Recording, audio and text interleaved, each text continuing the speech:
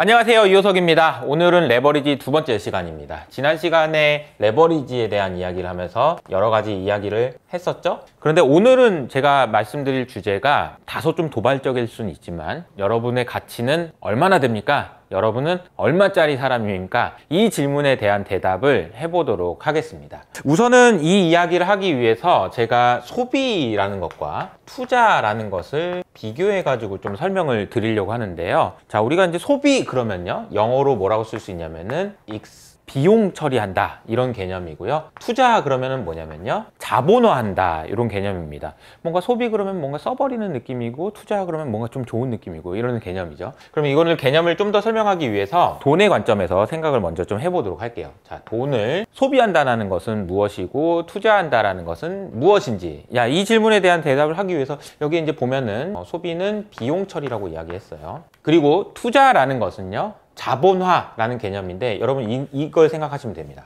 이게 뭐죠?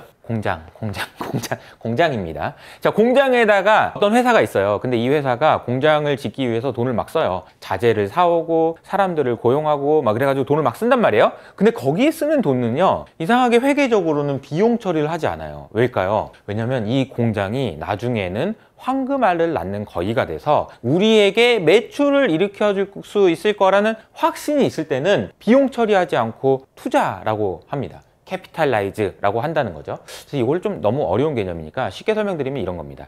여러분들이 이제 최근에 이제 친구들의 결혼식을 간다라고 해볼까요? 근데 결혼식에 가서 축의금을 내죠. 요즘에는 결혼식을 축의금을 5만 원을 내야 돼, 10만 원을 내야 돼, 이게 한참 논란이라고 하던데, 냈어. 근데 이 친구가 내 결혼식에 와서 나한테 다시 축의금을 또 같은 금액을 내겠지라고 생각할 때는 투자의 개념이 될 수 있고요. 근데 얘는 내 친구지만 내 결혼식엔 안 올 것 같아, 혹은 나는 결혼했어 라고 하면 이때는 이제 소비가 되겠죠. 그래서 이제 나한테 돈을 썼는데 그 돈이 나한테 다시 돌아올 수 있을 거라고 기대하는 경우에는 투자라고 할 수 있고요. 그렇지 않고 그냥 써서 버리고 이제 없어지면 소비라고 이야기할 수 있을 것 같습니다. 자, 그러면요, 제가 이제 이 질문을 드리려고 하는데요. 나의 가치라는 것을 이야기하기 위해서 필요한 개념은 돈이 아니고 우리가 시간을 어떻게 하면은 소비한다고 할 수 있고 어떻게 하면 투자한다고 할 수 있는지를 나눠서 한번 생각을 해볼 필요가 있다는 거죠. 자, 그러면요, 시간을 소비한다 그러면은 여러분 생각나는 개념이 뭐예요? 나 어제 주말 동안 내내 저기 넷플릭스 보고 누워 있었는데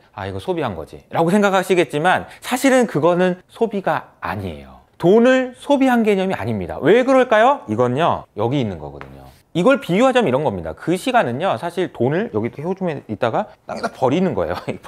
버리는 거예요. 버리는 것에 가깝다. 여기서 그래서 소비도 아니고 요거는 버린다 라는 표현을 여기에다 사용할 수 있다는 거죠. 여러분이 생각하는 그 소비는, 시간을 소비한다는 그 개념은요, 그냥 돈을 땅에다가 버리는 개념이라고 이해하시면 됩니다. 그러면 잠깐만, 시간을 소비하는 건 그럼 뭐냐 라고 생각하기 위해서는요, 소비라는 개념이 사실은 돈을 재화나 서비스로 바꾸는 행동이라는 것을 이해하셔야 돼요. 여러분이 소비한다라는 건요, 돈을 써서 버리는 게 아니고 돈을 주고 물건을 가져오는 거예요. 일종의 교환의 의미가 있다는 거죠. 돈을 소비한다는 것은 이런 교환의 의미가 있다는 것을 기억해 보신다면, 여러분의 시간을 소비한다는 것은 어떤 것에 비유할 수 있냐면요, 여러분 시간을 돈으로 바꾸는 경우, 시간을 돈으로 바꾸는 경우가 시간을 소비하는 것에 해당됩니다. 잠깐만, 그럼 뭐죠? 여러분 생각나는 그거죠. 월급입니다. 내가 회사에 나가서 일을 하고 내가 시간을 바쳐서 월급을 받았다. 이것은 사실은요, 소비의 개념에 가깝다. 아닌데 나 열심히 일한 건데 라고 생각하실 수도 있지만, 사실은 여러분이 회사에 나가서 일을 하신 거는 소비의 개념에 가깝다라는 겁니다. 잠깐만, 그러면 시간을 투자하는 것은 뭐야? 라고 질문을 하실 수가 있는데요. 그러면 돈을 투자하는 것이 무엇인지에 대한 설명으로, 잠깐만요, 다시 할게요. 그러면 돈을 투자하는 개념은 공장을 짓든지 무엇을 하든지 무엇인가를 만들어서 나에게 나중에 돈으로 돌아올 수 있는 무엇인가에 투자하는 것만 투자라고 한다면, 시간을 투자한다라는 개념은요, 나에게 투자할 때만 시간에 투자한다라고 할 수 있습니다. 즉 다시 말하면, 여러분이 쓴 시간이 나의 가치를 올리는데 기여할 수 있다라고 생각할 때만 투자의 개념이 적용된다라는 거죠. 여기서 우리가 생각해야 되는 개념이 이겁니다. 아니, 그러면 나의 가치라는 건 뭐야?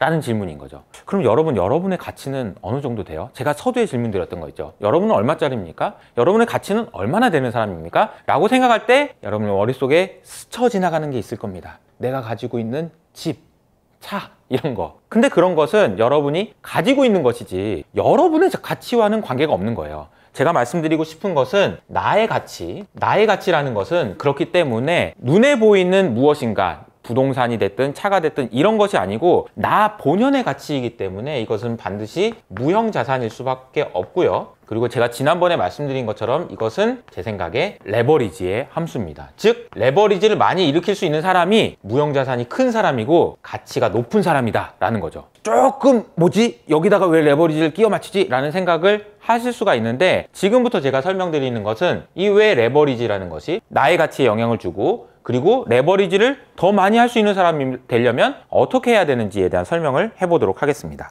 우선 제가 레버리지에 대한 설명을 제가 글로서도 말씀드렸는데요. 결국은 뭔가를 키우는 거예요. 뭘 키우는 거냐면요, 효용 혹은 가치를 키우는 겁니다. 나의 가치나 나의 효용을 키우는 거예요. 뭘 최소화하면서요? 비용을 최소화하면서요. 여기서 말하는 비용은 에너지 혹은 시간이 될 겁니다. 즉 시간이나 에너지라는 비용을 최소한으로 사용하면서 효용을 극대화시키는 전략을 레버리지 전략이라고 한다면, 우리가 해야 되는 거는 두 가지인 거예요. 첫 번째, 효용 가치를 키우는 거고요. 두 번째로는 에너지와 시간 비용을 낮추는 겁니다. 이 두 가지를 잘하는 사람이 레버리지를 잘하는 사람이고, 이 레버리지를 많이 쓸 수 있는 사람이 무형자산이 큰 사람이다. 이렇게 이해하시면 되겠습니다. 그러면 그 방법에 크게 세 가지가 있어요. 첫 번째, 낮은 레버리지 비용입니다. 자, 레버리지 비용이라는 것은 아까 제가 파란색으로 표현해 드렸던 에너지를 덜 쓰고 시간을 덜 들여서 무엇인가를 할 수 있는, 레버리지를 할 수 있는 그런 것을 레버리지 하는데 쓰는 비용이라고 했죠.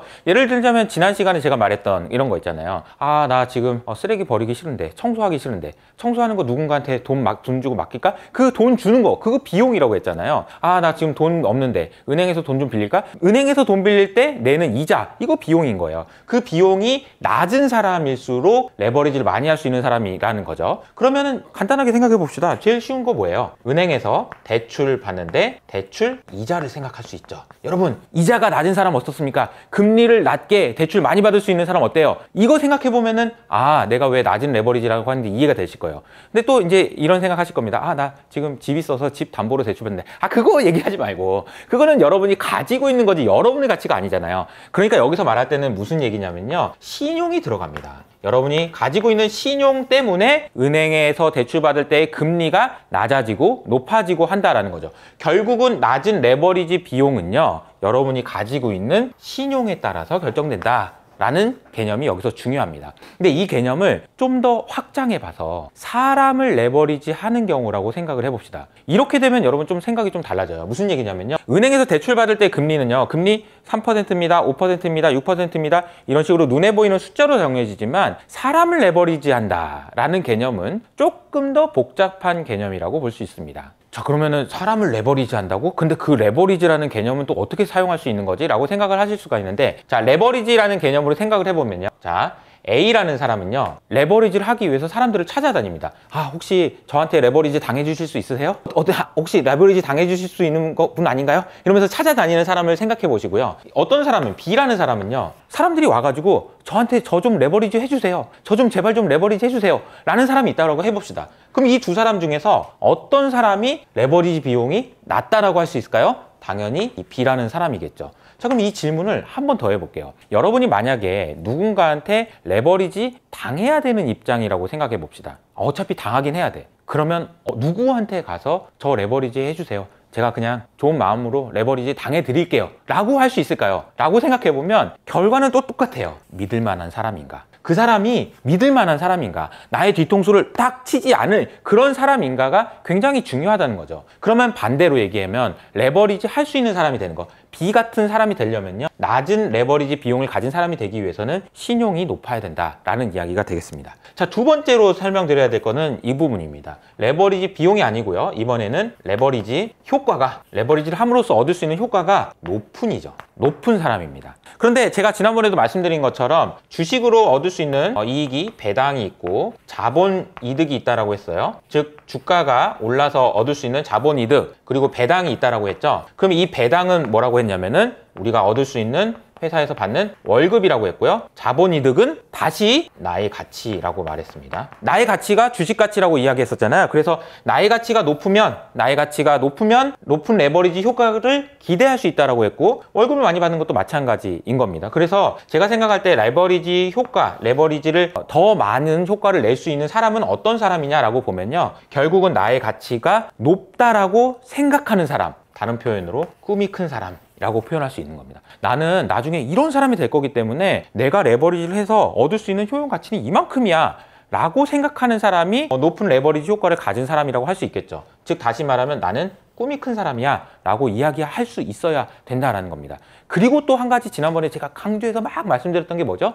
이 나의 가치는 내가 결정한다라는 거. 나의 5년 후, 10년 후의 가치는 내가 결정한다는 사실이 너무 중요하다고 말씀드렸습니다. 그리고 내가 결정하는 것이 높은 레버리지 효과를 기대할 수 있게 되고, 이것이 결과적으로는 레버리지를 많이 할 수 있는 사람, 나의 가치가 높은 사람으로 이어질 수 있다는 겁니다. 다시 말하면 만약에 이 영상을 보시는 분들이 제가 설명드린 이 내용에 공감하시고 동의하신다면, 그래서 나의 가치를 높이기로 다짐하셨다면, 혹은 나의 자녀들에게 이 이야기를 하려고 마음을 먹으셨던 분들이라면 이렇게 이야기하셔야 됩니다. 나의 가치가 높다라는 얘기는 레버리지를 많이 할 수 있는 건데, 레버리지를 많이 할 수 있다는 얘기는 레버리지 비용이 낮은 사람이고 레버리지 효과가 높은 사람이야. 그러니까 너는 있잖아, 이렇게 해야 돼. 신용을 높이려고 노력해야 되고 꿈을 키우려고 노력해야 돼. 그래야 레버리지 더 많이 할 수 있는 사람이 되는 거야 라고 이야기할 수 있다는 거죠. 어떻게 보면은 도덕책에 나온 얘기예요. 도덕적으로 살아라, 양심적으로 살아, 윤리적으로 살아. 근데 왜요? 레버리지를 낮추기 위해서요.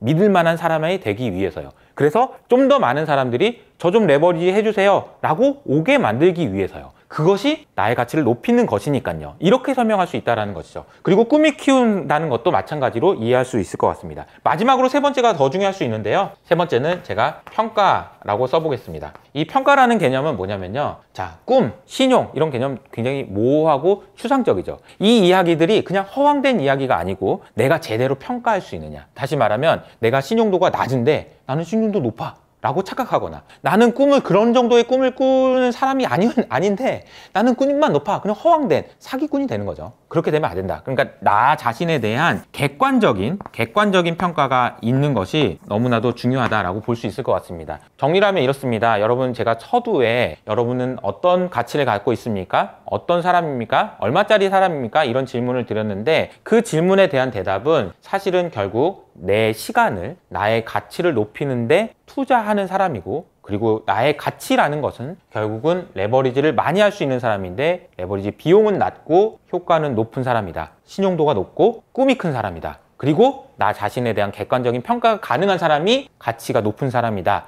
라는 말씀을 드리고 싶습니다. 마지막으로 드리고 싶은 말씀은 이거예요. 지난 시간에도 강조해서 말씀드렸지만, 나의 자산, 나의 가치는 내가 결정한다는 사실을 절대 잊지 마시고요. 여러분들이 투자를 하시건 아니면 자녀 교육을 하시던지 간에 레버리지라는 개념을 가지고 많이 생각을 해보시면 도움이 되실 거라고 생각합니다. 자, 이 영상이 여러분에게 도움이 되셨다면 구독과 좋아요 버튼을 눌러주시기 바랍니다. 그러면 저는 여기서 인사드리도록 하겠습니다. 감사합니다.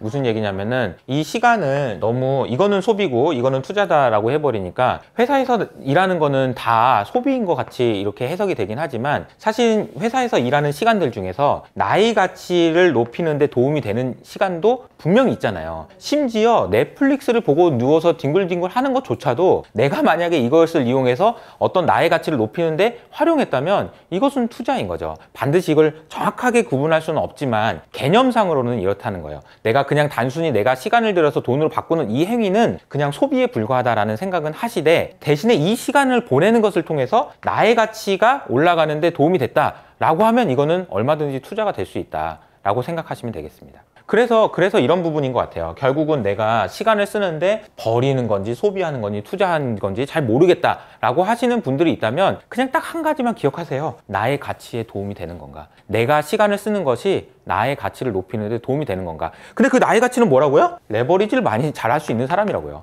그래서 레버리지 비용을 낮추는 데 도움이 되는 건가? 믿을 만한 좋은 사람이 되는 데 도움이 되는 건가? 혹은 레버리지 효과를 높일 수 있는, 내가 꿈을 키울 수 있는 데 도움이 되는 건가? 이런 생각을 해보시면 좀 명확해지지 않을까라는 생각입니다.